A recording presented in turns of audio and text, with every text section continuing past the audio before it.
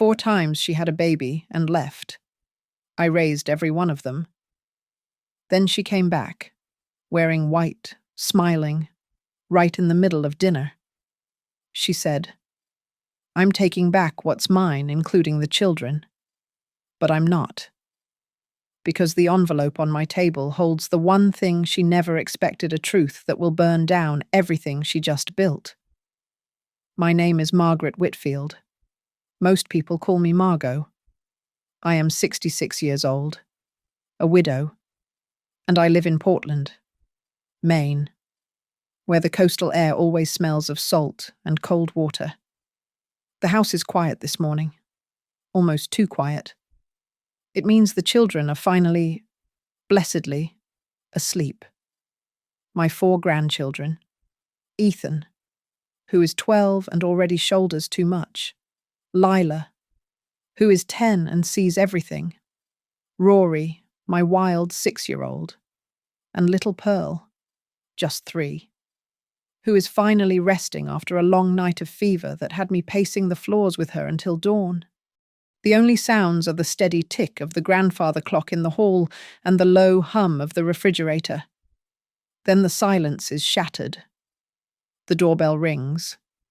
It is not a polite tap, but a hard, insistent press. Over and over. Stabbing at the morning. It is exactly 7:12 a.m. I look through the peephole, and my stomach clenches into a cold knot. It is Kelsey Hart, my former daughter-in-law. She stands on my porch, not as the broken girl who left her baby in my arms, but as a stranger. She wears a bright white coat. Her lipstick is a sharp, aggressive red, and she carries a smile that pretends the last 12 years never happened. She does not wait for an invitation when I unlatch the lock. She brushes past me, bringing a gust of expensive perfume and cold air into my warm house. She walks straight to my kitchen table, the one still littered with the remnants of last night's sickroom supplies, and places a thick, cream-coloured envelope on the worn wood. "Margot," she says, her voice bright and rehearsed. "We just need to sign a few things." She taps the envelope with a manicured finger. "It is a temporary transfer of custody. Just a formality. It is for the media optics. You understand. For North Harbour Holdings. That is her new company. Her new life." I look at her, at this performance, and I do not look at the envelope. 4 times, I say. My voice is low, rough from the long night. 4 times you gave birth, Kelsey, and 4 times you disappeared. She waves a hand, a flippant, dismissive gesture that erases 4 childhoods. "I was not ready back then," she says, her smile unwavering. "I was finding myself. It is different now. I am a brand." She is so proud of this new self, so wrapped up in her own narrative, that she gets careless. "My followers are so incredibly supportive. The child advocacy fund I started," she says, "it has already raised over $440,000 from social media alone." My blood runs colder than the Maine winter. "That much?" I ask. "Where is all that money, Kelsey?" Her smile tightens, just for a second. The first real thing I have seen. She glances at the sleek smartwatch on her wrist. "It is in motion," she says, vague and annoyed. "It is being managed." My phone buzzes on the counter, a frantic vibration. Then it buzzes again. I see the preview on the dark screen. It is my son, Daniel. "Just sign it." "Mum?" "Kelsey has this." Another text floods in immediately. "Please, do not make this difficult." He is, as he has always been, caught in her wake, spinning uselessly. I turn away from her and walk to the coffee maker. The smell of the dark roast is sharp and grounding. I pour a cup, my hand perfectly steady. The black liquid a stark contrast to the white coat she wears. As I open the cabinet for a mug, I slide open the utility drawer just below it. Inside, next to the spare batteries and the rolls of twine, is another envelope, a plain white one. It holds something she does not know exists. It holds the last 2 years of my life, catalogued and confirmed. I slide the drawer shut with a quiet click. I turn back to her, holding my mug. I study the expensive coat, the flawless makeup, the rehearsed smile. "Come back tonight, Kelsey," I say, my voice even. "Come back at 6. We will have a proper family dinner. We can discuss it then." I do not say anything else. I just watch her calculating eyes, and I wait for the sun to go down. Kelsey's smile this morning was an insult. It tried to erase the last 12 years, to paint over the walls I had been forced to build, one exhausting day at a time. She thinks she can just walk back in, but she has no idea what this house is built on. It is built on my memory, and my memory is long. It started in 2013. Ethan. She gave birth, and 41 days later, she was gone. Just gone. I found my son, Daniel, rocking a screaming newborn in a cold kitchen, his eyes wide with panic. "It is just temporary, Mum," he whispered, as I took the baby from him. "She just needs a break." Temporary became the rest of his life. I was the one who sat up all night, learning the precise temperature of formula, the weight of a sleeping infant on my chest. 2015. Lila arrived. This time, Kelsey left a piece of paper, a handwritten note on drugstore stationery, authorizing me to provide care. She lasted 3 whole months that time before she left for California. She was going to be an influencer. She was chasing opportunities. I was chasing a toddler while burping a newborn, my world shrinking to the 4 walls of this house. 2019. Rory. He came early, small and fighting. I stood in the harsh fluorescent light of the neonatal intensive care unit, watching him breathe through a tube. The bill came, and Daniel looked at the floor. So I paid it. I paid it with the money I had saved for 20 years, the money for a trip to Santa Fe I had always dreamed of. I never went. Rory came home instead. 2022. Pearl. She was born in the middle of a nor'easter, the wind screaming outside the hospital window. Kelsey did not even wait for the storm to pass. She checked herself out the next morning, leaving Pearl in the plastic bassinet with a note for the nurses. Not for me. For the nurses. And Daniel. My son was always in the middle. He lived in the space between his mother and his wife, a ghost in his own home. He made promises he never kept. He blamed her stress, her postpartum, her creative spirit. He borrowed money for her ventures, then forgot to pay it back. I stopped asking. I bit my tongue until it bled, because every time I looked at him, I saw the 4 small faces that depended on me. So I endured. My life rearranged itself around them. I am a part-time librarian at the Harbour Hills Library.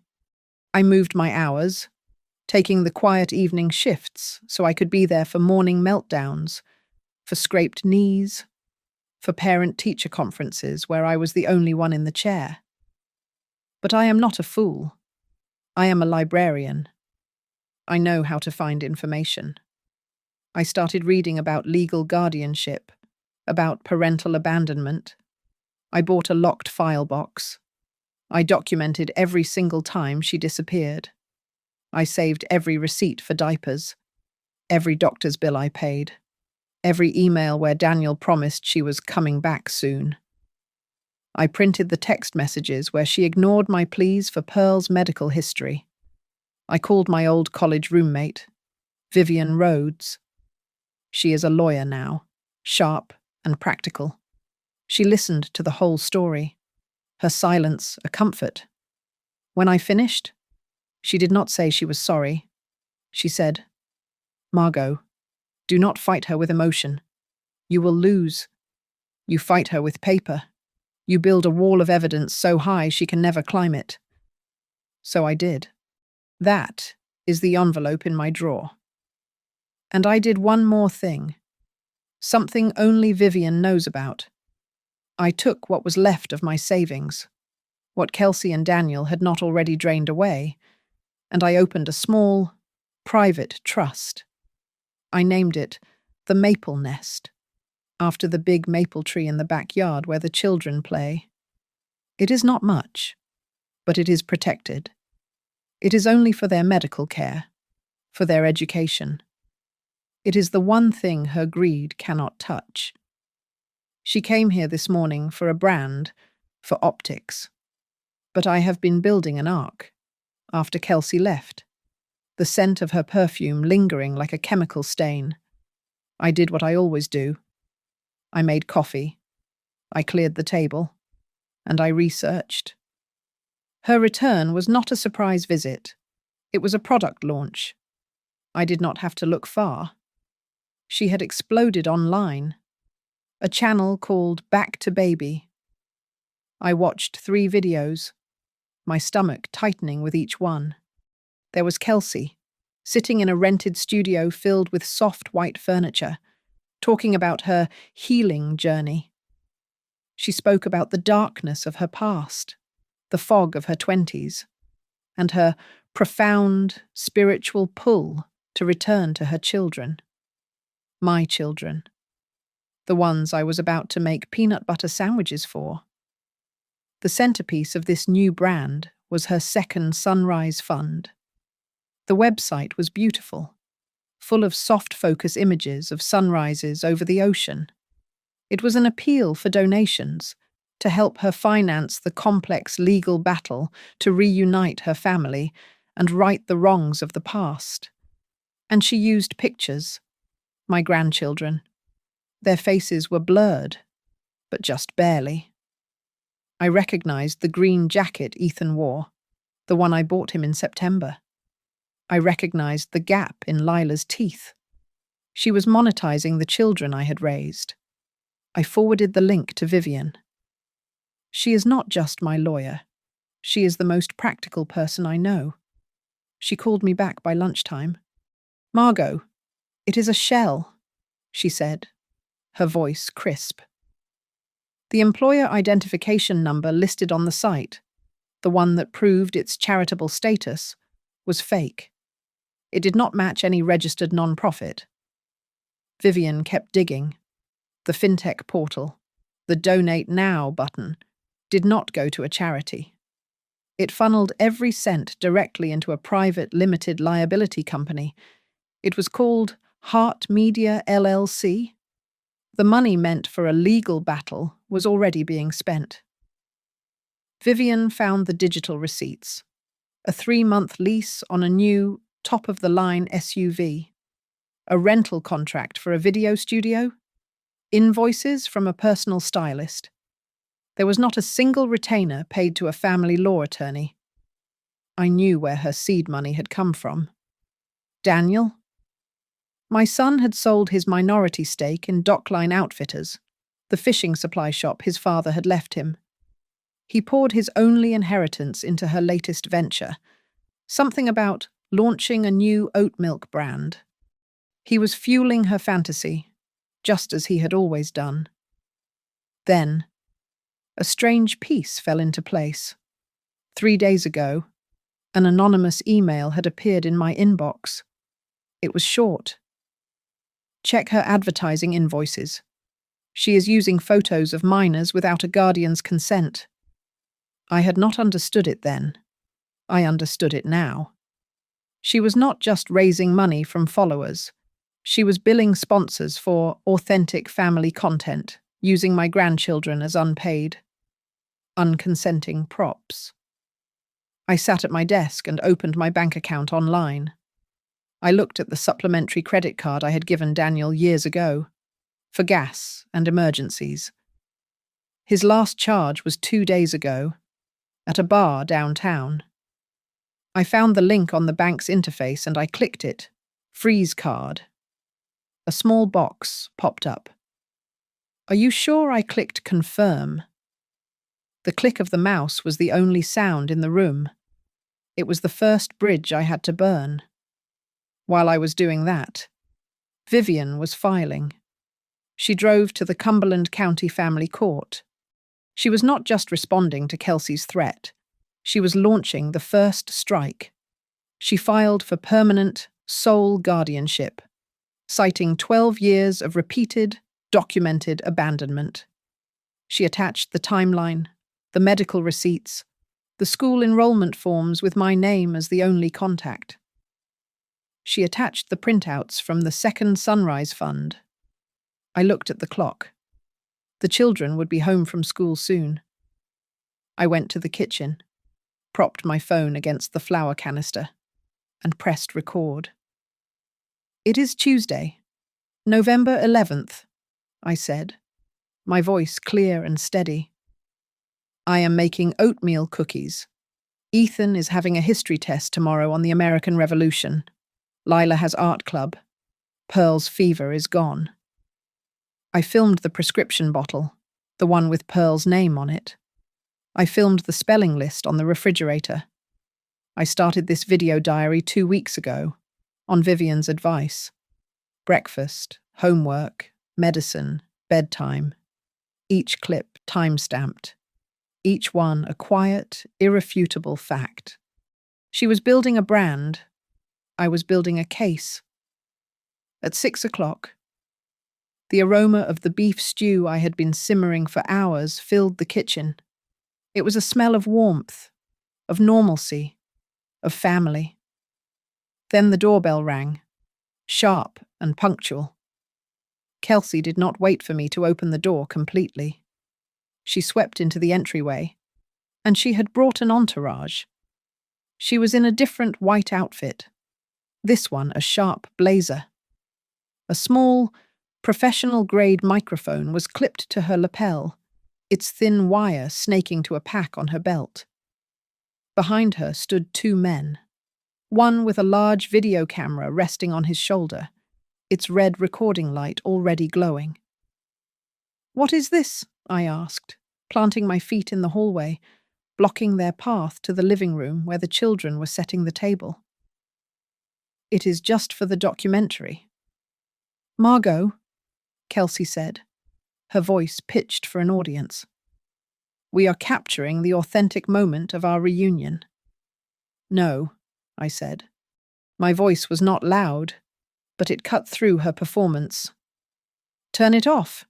You will not film minor children in my home, not without my permission, which you do not have. Turn it all off, or you can leave." The cameraman looked at Kelsey, who held her smile, though it was now made of glass. "It is fine, Rob," she said. "We will get the B-roll later." The red light clicked off. The men hovered awkwardly by the door. "Kay, we will just be a moment," she said to them, before walking past me into the dining room. Daniel was already there, standing by the window, not looking at anyone. Kelsey ignored the steaming tureen of stew on the table. She unzipped her portfolio and pulled out the same cream-coloured envelope from this morning. "Let's just get this done before we eat," she said, pulling out a sheaf of papers. "It is a temporary reunification agreement. Very standard." I picked up the top page. The legal language was dense, but the words Heart Media, image rights, data, and perpetual use jumped out at me. This was not an agreement. It was an invoice. It was a contract to transfer my grandchildren, their faces, their stories, into her corporate assets. "It is just a technicality," Mom, Daniel mumbled from the window. Just a legal thing so she can, you know, handle things. I put the papers down. I walked to the stove, picked up the ladle, and began to fill the soup bowls. The simple, domestic act was my anchor. I set a bowl at Ethan's place, then Lila's, then Rory's, then Pearl's high chair. Then I walked back to the sideboard, picked up my own plain white envelope, and placed it on the table right next to her cream-colored one. I did not open it. I just let it sit there. Kelsey watched me, her impatience visible. She forced a bright smile as Lila walked in, carrying the napkins. "Lila, baby!" Kelsey cooed, crouching down, her arms wide. Lila stopped, looking at me first, then at her mother. Kelsey pulled her into a stiff hug and kissed the air near her cheek. "Mommy is home," she whispered, loud enough for her invisible microphone to catch. "And tomorrow, guess what? We are going to a really fun photo shoot, just you and me, for Mommy's new brand." I saw Ethan in the doorway. He did not move. He just watched this woman, this stranger, and his hand reached back, finding mine and squeezing it hard. It was a grip of pure, undiluted fear. He was not just worried, he was terrified she would take him. I squeezed his hand back, then let go. I sat down at the head of the table. "I will not sign that," I said, pointing to her papers. "But I will sign another agreement." Kelsey raised a perfect eyebrow. "One that includes a few things," I continued, my voice level. "First, a binding commitment to family therapy. For you, for Daniel, and for the children. Second, a full, independent financial audit of your second Sunrise Fund to see where all that money has gone. And third, a permanent, legally binding agreement that you will never, ever use the children's images, names, or stories for any commercial purpose, for any brand, ever again." There was a long silence. The cameraman in the hall shifted his weight. Daniel looked like he was going to be sick. Kelsey's plastic smile finally cracked. She laughed. A short, sharp, ugly sound. She leaned across the table, her voice dropping to a low, cold whisper. "Margot," she said, "I am not asking for permission. I am telling you." I heard her threat. I looked at Ethan, still frozen in the doorway, his eyes wide. I looked at Lila, who had hidden her face against my arm. I took a slow breath, the smell of the stew suddenly sharp and heavy. "No, Kelsey," I said. "You are not." I pulled my chair out. The sound of the legs scraping against the hardwood floor was loud and deliberate in the sudden silence. I sat at the head of my table. I reached for the plain white envelope, the one that had sat waiting. The camera crew in the hallway was silent. The lens still pointed vaguely in our direction. "You came here for a performance," I said, my voice low, not for her microphone but for her. "So let's review the script." I did not dump the contents out. I laid them out, one by one, like placing stones on a grave. "First," I said, placing a thick, stapled document on the table. "The disappearance journal. 12 years of documentation." I tapped the first page. Layer A, the log. 41 days after Ethan was born. 3 months after Lila. The receipts for Rory's neonatal intensive care unit stay, paid in full by me. The hospital discharge papers for Pearl, signed by the charge nurse because you had already left. Every date, every broken promise, every dollar I paid that Daniel borrowed. I placed the next stack beside it. Layer B, the money. These were the bank statements Vivian had pulled, the trail leading from the Second Sunrise Fund donation button. Or, as the bank knows it, Hart Media LLC. I see the lease payments for a new luxury SUV. I see the invoices from a personal stylist. I see the studio rental fees. It is funny. But I do not see a single entry for children's clothing, or medical copays, or a college fund. All I see is fraud. And Leia C., I said. I picked up my phone and tapped the screen, turning it to face her. It was the video file from the anonymous email. I did not press play. She knew what it was.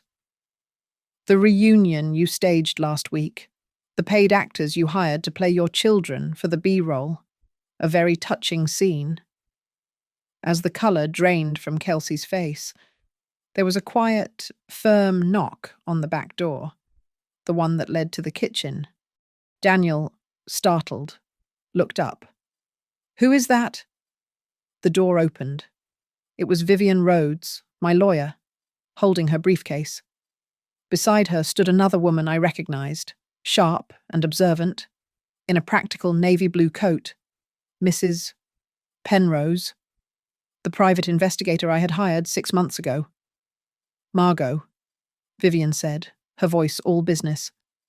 "Apologies for the interruption." Mrs. Penrose stepped forward, looking past me, past Daniel, directly at Kelsey. "Kelsey Hart?" she asked. Kelsey's mouth opened, but nothing came out. Mrs. Penrose placed a fresh document on top of Kelsey's cream-coloured contract. "You have been served," she said. "This is an emergency temporary order of protection, issued by Judge Pike this afternoon. It prohibits you from contacting, harassing, or attempting to remove the minor children from this residence." Kelsey looked at the paper, her red lipstick suddenly garish against her pale skin. The cameraman in the hall lowered his camera. "You cannot," Kelsey whispered. "You did," I said. I reached back into my envelope. "I believe this is yours, too." It was the printout of the sponsorship contract the anonymous source had sent. "This is your deal with the oat milk brand. I suggest you read Section 4, subsection B, the one that prohibits the use of any minor's likeness without the express written consent of the legal guardian. As of this morning, that is still me." I held up one last sheet.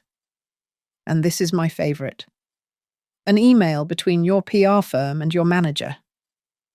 I read the words aloud, my voice clear in the quiet room. Quote, "We need the reunion scandal to close the fourth quarter deal. We need the tears. We need the grandma to look obstructive." End quote. I heard a strangled noise. It was Daniel. He was staring at the PR email. "Kelsey, the loan. You said the loan for the camera equipment was a corporate liability." "It is." "Daniel, do not be an idiot." She snapped. "No," Vivian said, stepping fully into the room. "It is not. We checked the public filings, the guarantee for that equipment. It is not in Hart Media's name. It is in yours. Daniel, you personally secured it when you sold your father's shop." Daniel sank into a chair, the realization hitting him. He was not her partner. He was her collateral. I slid the final, heaviest document out of my envelope. It had a fresh, blue ink stamp from the Cumberland County Courthouse. "This," I said, "is the petition for permanent sole guardianship that Vivian filed this morning. It lists 12 years of abandonment and your recent, documented financial exploitation of the children's images." Kelsey's facade was completely gone. "I have a legal team," she spat, her voice trembling. "They will destroy this. And we have the Committee on Children's Services. Vivian replied calmly, who received a courtesy copy of this file 2 hours ago. We also have the standing reports from Ethan and Lila's family therapist, documenting the severe anxiety your reunification posts have already caused them. Kelsey stared at the pile of paper. My evidence. Her contracts. The court order. I stood up slowly. I picked up the ladle and returned it to the pot. The stew is ready, Kelsey, I said. You are welcome to eat. Your associates. I nodded to the hallway. Can leave? I closed the flap on my white envelope. I will see you in court tomorrow. The chaos of that dinner dissolved, leaving a cold, quiet dread in its wake. The children were asleep, unaware of the legal detonation that had just happened in their dining room. The house was quiet, but my mind was a war room. The next morning, Vivian was back, minus the lawsuit, plus a legal pad and 2 cups of black coffee. They will paint you as bitter, she said, her pen tapping the pad. A jealous old woman who stole her son's family. You cannot give them 1 drop of that. In court, you are not a grandmother. You are a fact-checker. She drilled me for hours. Kelsey left Ethan for 41 days. Not, she abandoned her newborn. She grilled me on my answers. I paid the hospital bill for Rory's premature birth. Not, I saved him while she was gone. It was the hardest thing I have ever had to do, to strip the emotion from my own history, to turn 12 years of love and terror into a simple, cold ledger of events. While Vivian built the legal armor, I reinforced the practical walls. I called Mrs. Davies, the principal at the elementary school. I called Dr. Aris, the pediatrician who had seen all 4 children since their first checkups. I did not ask them to take a side. I asked them to write a letter confirming who attended every parent-teacher conference, who scheduled every vaccination, and who held the file of medical history. They both agreed without hesitation. Vivian then connected me with a family welfare specialist, a woman who helped us draft a full 12-month stability plan for the court. It was not just a wish, it was a spreadsheet. It detailed continuing therapy for Ethan and Lila, who were already struggling with anxiety. It scheduled Rory's speech therapy assessment. It even mapped out summer camp deposits to ensure their routines were not disrupted. We were showing the court a future, not just a past. The heaviest piece of paper on my desk, however, did not come from a lawyer. I found it on my pillow. It was a note from Ethan, written in his serious, careful 12-year-old cursive. "Grandma," it said, "please do not let her make me go. I want to stay here. This is my home." My hands shook. I put the note in an envelope and gave it to Vivian. She looked at it for a long time. "A child's preference matters," she said quietly. "I will ask the judge to review this in chambers. It is less traumatic for him than making him testify." My next call was to the bank. I converted the Maple Nest Trust. It was no longer just a savings account. It was a protective trust, legally shielded. I had Vivian add a specific clause: the funds could never, under any circumstances, be accessed or used for any media-related purpose. Kelsey was not the only one I did not trust. I was ensuring no one, ever, could turn their education into a storyline. The very next day, my resolve was tested. A producer from a morning talk show emailed me. They had heard rumors of a miraculous family story and wanted to celebrate my sacrifice. I replied with one sentence: "My grandchildren are not content." Then Daniel called, his voice thick and desperate. He wanted to meet. He wanted to explain. I told him yes, but I gave him a time and an address. It was the office of the family counselor I had been seeing, the one who was helping me cope.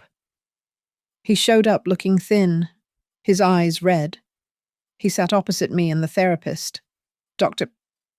Allen. The story spilled out of him. He was not just in debt for the camera equipment. He had signed personal guarantees. He was entangled in her brand, in her personal life, in ways that made him legally and financially vulnerable to her. He was terrified. I listened. I did not yell. I did not cry. When he was finished, I offered him the only bridge I had left.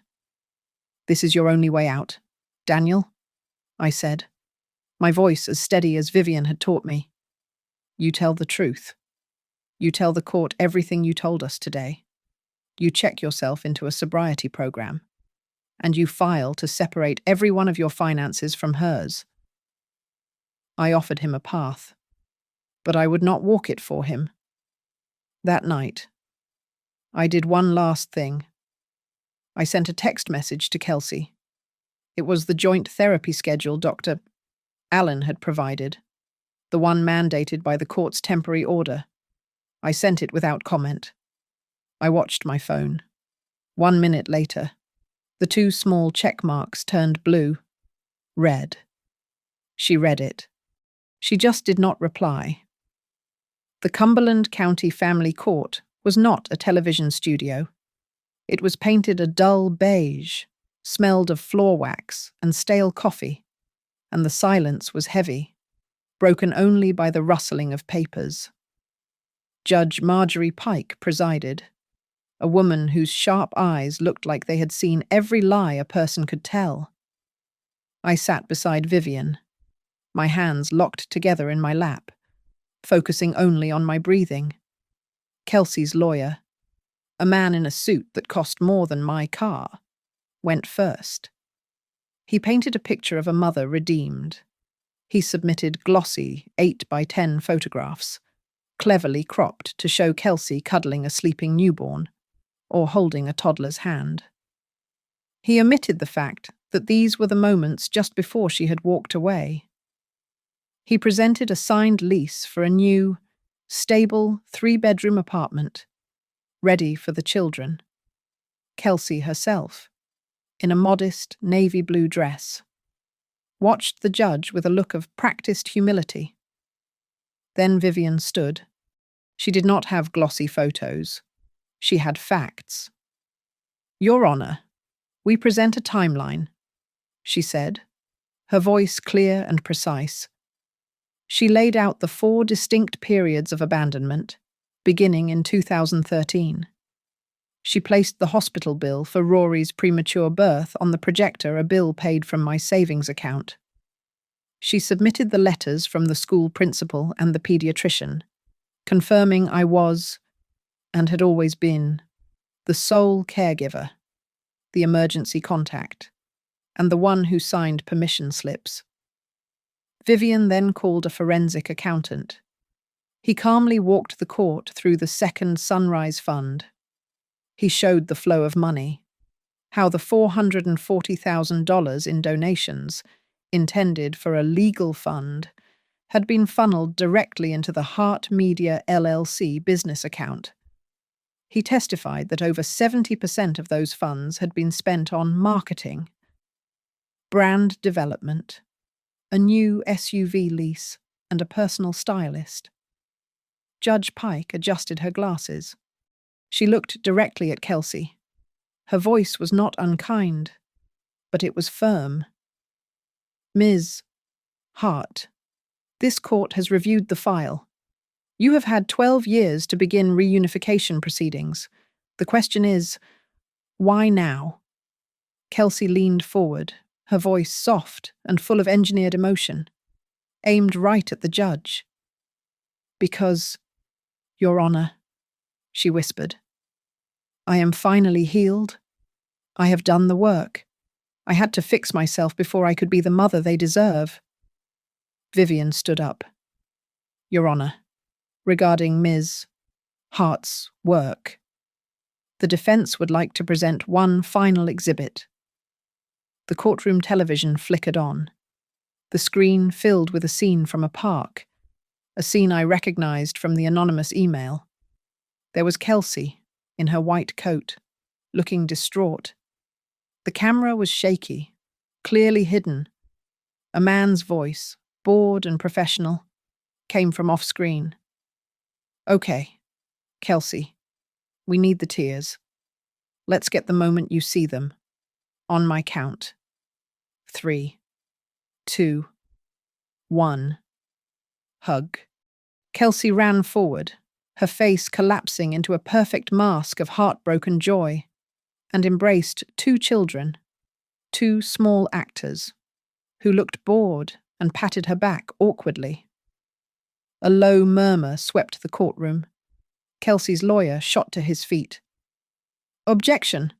This is inadmissible. It is edited. We request an immediate recess to challenge this." Judge Pike's gavel cracked down, the sound like a gunshot. "Denied, Counselor. Sit down." Her eyes were fixed on Kelsey, and the manufactured warmth was gone, replaced by ice. "The court finds this exhibit deeply, deeply disturbing." She looked at the papers in front of her. "Effective immediately, I am issuing a temporary order. Ms. Hart, you are to have no contact with the minor children, unsupervised, pending further review." Kelsey's face turned white, but the shock was not over. From the back of the courtroom, a chair scraped. "Your Honor." It was Daniel. My son stood up, his whole body trembling, his face slick with sweat. "Daniel, sit down," Kelsey hissed, her voice a sharp whip. "I cannot," he stammered, looking at the judge. "Your Honor, I have to." He took a gasping breath. "The applications for the media loans, I signed them. I signed her name on the sponsorship grants. I told them the children were already part of the campaign. I knew it was fraud." He finally looked at me, his eyes swimming in shame. "I have a problem. I do not want to be this person. I am asking the court. I need to join a parental recovery program. I need help." The room was utterly silent. Judge Pike looked at Daniel, then at Kelsey, then at me. Her face was grim. "This hearing is suspended," she declared. "We will reconvene in 60 days. In that time, I am ordering a full, mandatory psychological evaluation for Ms. Hart and Mr. Whitfield," she said to Daniel. "I expect proof of enrollment in that program by our next meeting." The 60 days granted by the court were not a reprieve. They were a countdown. I had walked out of the courtroom, my posture rigid, and stepped immediately into the battlefield Kelsey had created. She had lost the legal round, so she took the fight public. By that evening, the hashtag was everywhere. A swarm of angry bees, "Bring the babies home." Kelsey was live on her social media, her face pale, her eyes red from what looked like genuine tears, though I knew she could summon them on command. She was in her car, the lighting dramatic, and she was speaking her truth. She spoke of a broken system that punished mothers for healing. She claimed I was a gatekeeper, poisoning her children against her. She was not a con artist, she was a victim. Her followers were rabid, promising to call child services, to protest, to find my address. I logged off. My only response was a single, private message posted to the Harbour Hills Elementary School Parents Forum. It said, "Dear parents, I know there is a lot of noise online right now, but please be assured, the children are safe. Their routine is unchanged, and I will be at the 3 p.m. pickup as always." Kelsey's team at Heart Media, fueled by her online martyrdom, tried to double down. They pushed out a press release about her new advocacy and tried to fast-track new influencer contracts. But Vivian was a shadow, and she was faster. A crisp legal warning was sent to the council of every brand associated with Kelsey, outlining the court's temporary order and referencing the ongoing investigation into the Second Sunrise Fund. Within 24 hours, the oat milk company publicly severed its ties, and a sportswear brand paused its campaign, citing a violation of their morals clause. The real world began to bleed in. A local newspaper reporter found my home. I met her on the porch, my arms crossed against the cold. She wanted the truth, the drama. I gave her one quote. "This is not about personalities. It is about protecting the legal rights and personal privacy of minor children. My only priority is their stability." She left, clearly disappointed. The true cost, however, became clear when Ethan came home from school. His shoulders slumped. He went straight to his room. I found him staring at his phone, his thumb hovering over the comments. "People at school saw it," he mumbled, not looking at me. "They asked if Mom is a celebrity." My blood ran cold. The next day, the school principal sent out a notice to all middle school parents, announcing a special assembly on digital literacy and online misinformation. They were protecting my grandchildren without ever saying their names. In the midst of this chaos, I received a text from an unknown number. It was a single photograph Daniel, sitting in a circle of metal folding chairs in a church basement, holding a paper cup. He looked terrible, hollowed out. But he was there. A moment later, a message followed. "I am at my first 12-step meeting. I am not asking for anything. I just wanted you to know." It was the first time in his life he had contacted me without needing something. While Daniel was in that basement, Vivian was dismantling Kelsey's public defense. She released a redacted, dispassionate summary of the forensic accountant's findings to the same reporter I had spoken to. It did not mention Kelsey's healing journey.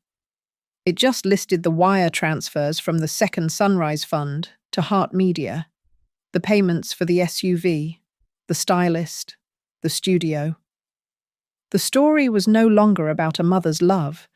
It was about financial fraud. The fallout was immediate. Kelsey's largest remaining advertising contract, a lifestyle brand, was terminated. Then, a week before the hearing, another envelope arrived in my mailbox. Plain, white, no return address. Inside was a stack of invoices from a public relations firm I had never heard of, Story Forge PR. The line items were chilling: narrative crafting session, emotional resonance scripting, reunification storyline development. I drove them straight to Vivian. She spread them on her desk, her expression grim. She found the email chain stapled to the back, a frantic message from Kelsey to the PR firm. "We must have the reunion assets by the end of the month." It read, "I cannot finalize the brand integration without them, and the bridge loan is due." Vivian looked up at me, the last, crucial piece of the puzzle sliding into place. "This is it.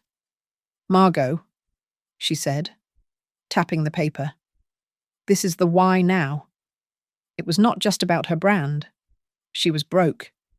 She took out a massive loan to launch this entire back-to-baby idea, and she used the promise of getting her kids back as collateral. She did not come back for her children. She came back because she was about to default. 2 nights before the final hearing, the biggest nor'easter of the season hit. The wind howled, a physical thing pushing against the old glass of the house. At 10 p.m., the neighborhood plunged into darkness. The power was gone. I moved with a practiced calm, my hands finding the emergency candles and the flashlight. "Okay, team," I called, my voice steady. "Adventure time. We are building a fort in the living room." I gathered them, one by one, and we laid out sleeping bags on the floor, far from the rattling windows. The candlelight made the room feel small and safe. They had just drifted off to the sound of the rain lashing the roof when the doorbell rang. It was 10:41 p.m. A jolt of pure ice went through my veins. No one comes to your door in a power outage, in a storm, at this hour. I looked at the small, battery-powered monitor for the porch camera. A woman I had never seen was huddled under a small umbrella, peering into the camera. I pressed the intercom. "Who is it?" Oh, thank goodness, a bright, overly cheerful voice came through. "I am so sorry about the time I am with Dr. Allen's office. I am Kelsey Hart's new therapy assistant. She was so worried about the children in the storm. She sent me over with a reunion gift package." My blood froze. Dr. Allen did not have assistants who made house calls. I angled the porch camera, panning it just to the left, toward the dark lawn. There, standing just outside the circle of the porch light, huddled behind the maple tree, was a cameraman, his lens aimed at my front door. I did not answer. I walked back to the kitchen, found my phone, and hit the first number on my recent call list.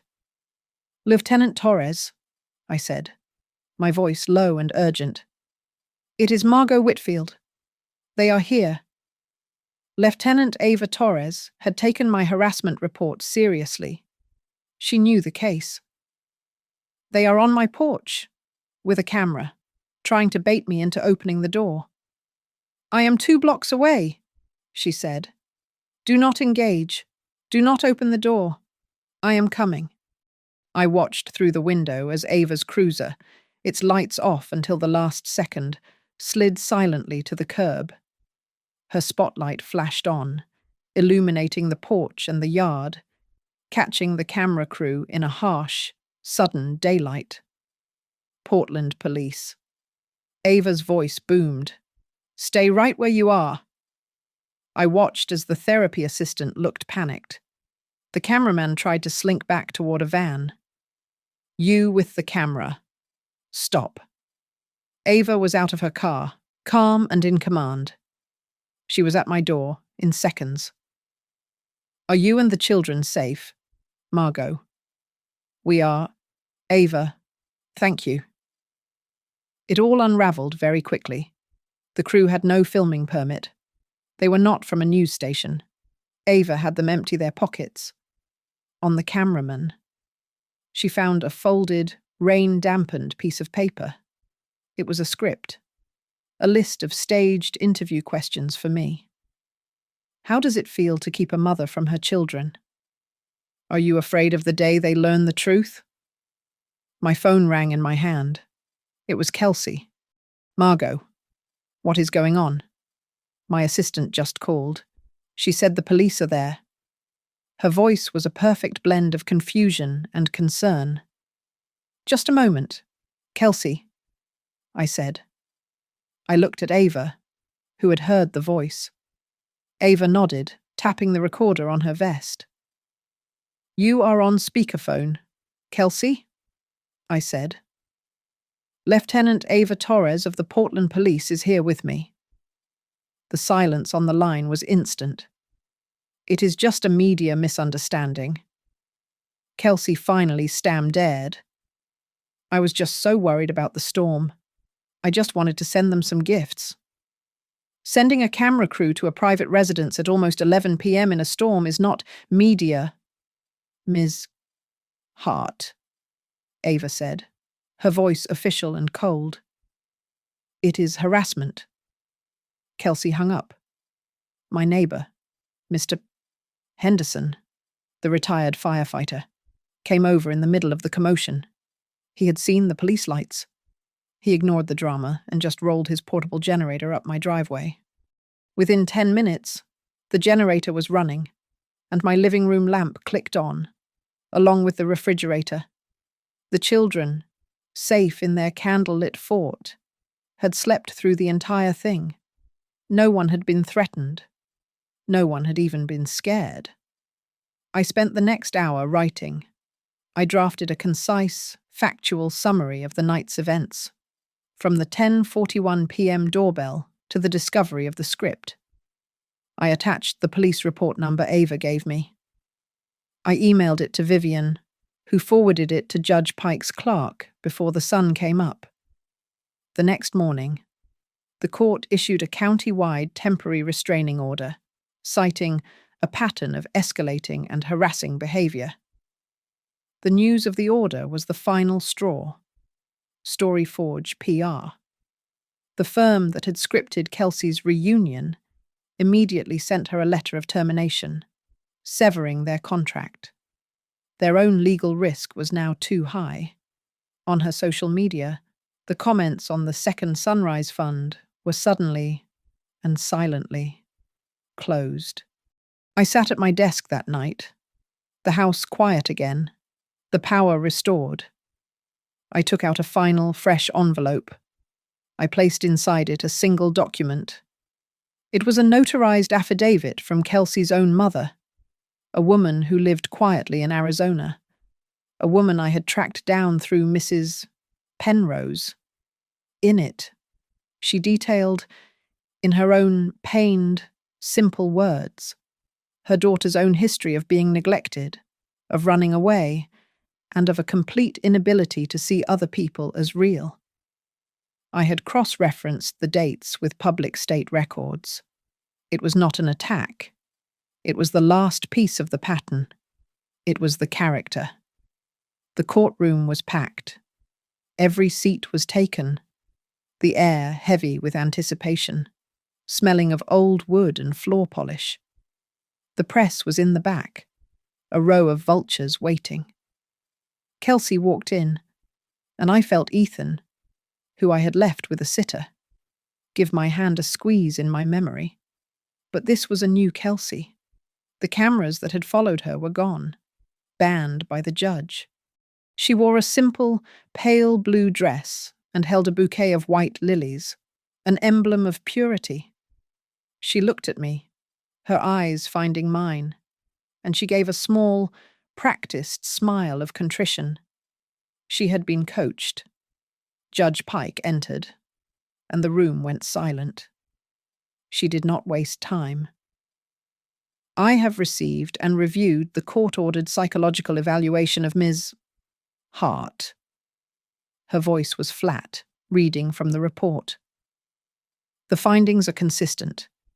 The report notes significant narcissistic tendencies. It finds a preoccupation with public image and a consistent pattern of prioritizing perceived media opportunities over the emotional, developmental, and financial needs of the children. Kelsey's smile wavered, just for a second, but she kept the lilies clutched to her chest. "Does the defense have any final submissions?" Judge Pike asked, looking at Vivian. Vivian stood, her voice clear and carrying. "We do, Your Honor. 3 items, which finalize the pattern." She laid them out. First, the complete financial records from StoryForge Public Relations, detailing the cash for narrative services Ms. Hart engaged, proving this reunion was a scripted media strategy. Second, her voice softened, a notarized affidavit from Ms. Hart's own mother, which we located in Arizona, establishing a generational pattern of abandonment and emotional neglect. And third, the full police report and harassment complaint filed during the power outage, complete with the interview script recovered from the camera crew. A low murmur filled the room. Judge Pike turned to my son. "Mr. Whitfield, do you wish to speak?" Daniel stood. He looked 10 years older, but his hands were steady. Yes, Your Honor. I have been in a 12-step recovery program for 58 days. I am here today to voluntarily and permanently surrender any and all decision-making rights related to my children's media, health, or education. I want them to be with my mother. His voice cracked. I just ask, when the court deems it appropriate, for supervised visitation. That is all. He sat down. Kelsey's lawyer leaned in, whispering frantically to her. She looked up at the judge, her eyes shining with sudden, perfect tears. Your Honor, she said, her voice breaking beautifully. Please, may I just speak to my children? They are not here. But if I could just tell them I love them, so the world can hear. She was looking for her last viral clip. Judge Pike's gavel hit the wood so hard it made me jump. This court is not a stage, Ms. Hart. You will not perform here. You will not use these proceedings to generate content. Sit down. Kelsey's lawyer, flustered, tried to pivot. Your Honor, then let's speak of assets, of stability. Mrs. Whitfield's home, my client, as Mr. Whitfield's wife, has a community stake. Vivian nodded at me. It was time. Your Honor, I said, standing. My voice did not shake. I reached into my bag and pulled out one last, thin envelope. This has never been about the house. I handed the document to the bailiff, who passed it to the judge. That is a codicil to my late husband's will, executed 5 years ago, long before Kelsey returned. The moment he and I established the Maple Nest Trust, this house, Maple Street, was transferred into it. My husband stipulated that I am only the legal steward, the resident manager, until I turn 70. At that point, the house passes directly to the children. No one else can ever touch it. Kelsey looked confused, then stared at her lawyer, who was frantically reading the copy. The house. The one tangible asset she could leverage, the grand prize of her reunion contract. It was gone. It had never even been on the table. The practiced, tearful, humble smile finally vanished. It did not fade. It clicked off, like a light, leaving her face cold and empty. Judge Pike looked at all of us, then read her ruling. Her voice was final. This court hereby grants permanent, sole, legal, and physical guardianship of Ethan, Lila, Rory, and Pearl Whitfield to their grandmother, Margaret Whitfield. The words hit me like a physical blow. I let out a breath I had been holding for 12 years. Ms. Hart will be granted monthly supervised therapeutic visitation, contingent on the recommendation of the children's primary therapist. A permanent restraining order is issued, barring Miss Hart from exploiting the children's images, names, or likenesses for any purpose, commercial or otherwise, for a period of 24 months. The judge looked up from the paper, her eyes fixed on Kelsey.